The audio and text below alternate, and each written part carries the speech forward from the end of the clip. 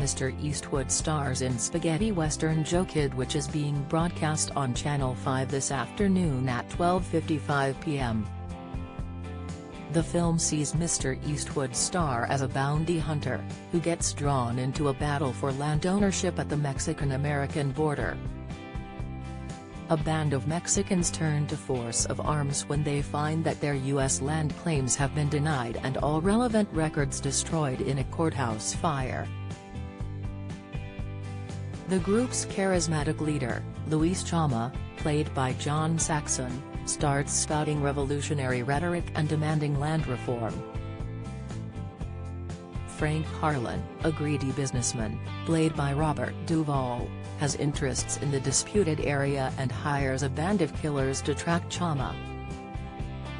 Mr. Eastwood's Joe Kid initially wants no involvement in Harlan's plan, until Chama makes the mistake of stealing his horses, sparking a feud between the pair.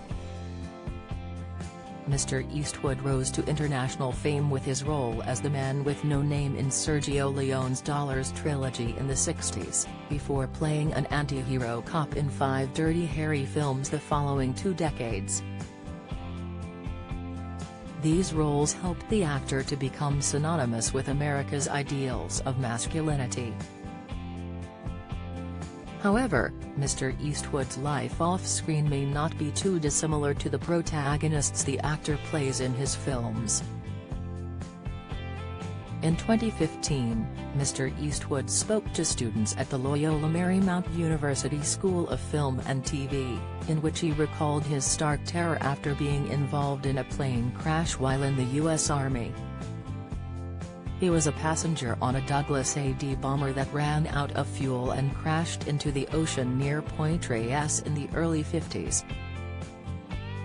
According to The Hollywood Reporter, the actor recalled, "What was going through my mind was just a stark fear, a stark terror, because, in the first place, I didn't know anything about aviation at that particular time.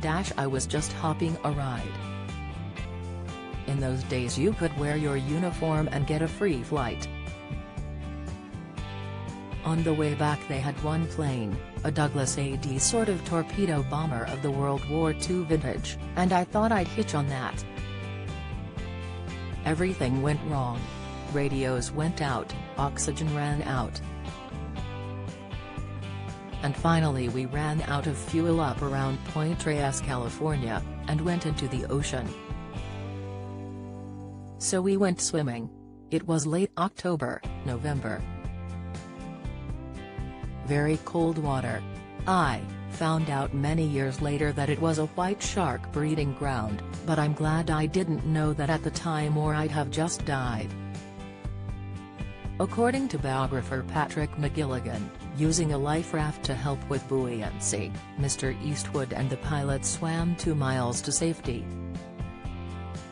Mr. Eastwood was drafted into the military in 1951 for the Korean War and served at the military base in Fort Ord, California.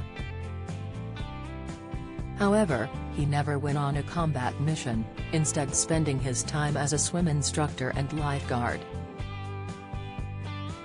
Sandra Locke, who was married to Mr. Eastwood for 14 years, once claimed, according to biographer William Morrow, he always dropped the Korean War reference, hoping everyone would conclude that he was in combat and might be some sort of hero. Actually, he's been a lifeguard at Fort Ord in Northern California for his entire stint in the military. During his time in the military, Mr. Eastwood met fellow soldier Chuck Hill, who had contacts in Hollywood. Mr. Hill introduced Mr. Eastwood to Arthur Lubin, a Universal director, who was impressed by the future Oscar winner's good looks and slim build. Despite a poor first audition, Mr. Lubin continued to support Mr. Eastwood's foray into acting and eventually signed him to Universal Studios, where the actor honed his craft. Watch Joe Kid on Channel 5 this afternoon at 12:55 p.m.